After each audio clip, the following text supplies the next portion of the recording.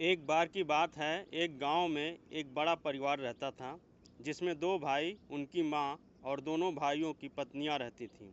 बड़े भाई का नाम अर्जुन था और छोटे भाई का नाम रोहित।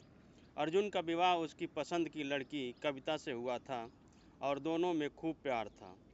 रोहित का विवाह परिवार की इच्छा से मीरा के साथ हुआ था।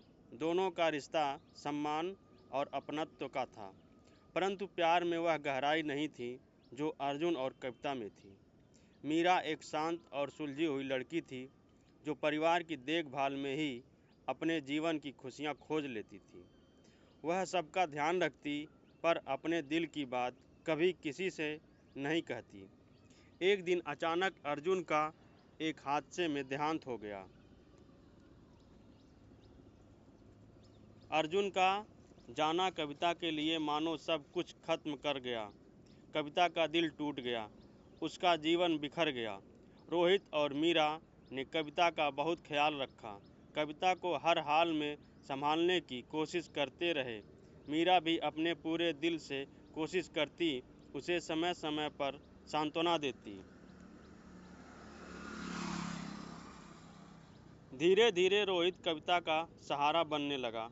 दोनों में एक अनकहा रिश्ता बनने लगा। लेकिन मीरा, जो हमेशा से इस रिश्ते की गहराई समझती थी, उसने खुद को पीछे कर लिया।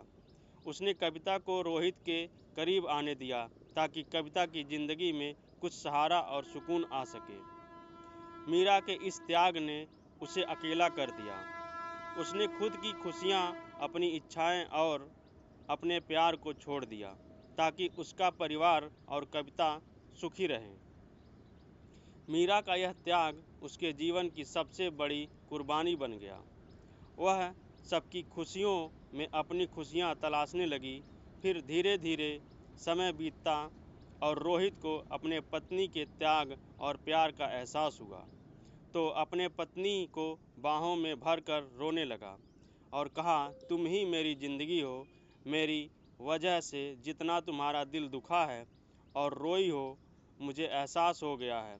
अब इतना तुम्हें प्यार और दुलार करूँगा कि जब तक जीवन रहेगा तुम्हारी आँखों में कभी आंसू नहीं आने दूँगा। मुझे माफ़ कर दो।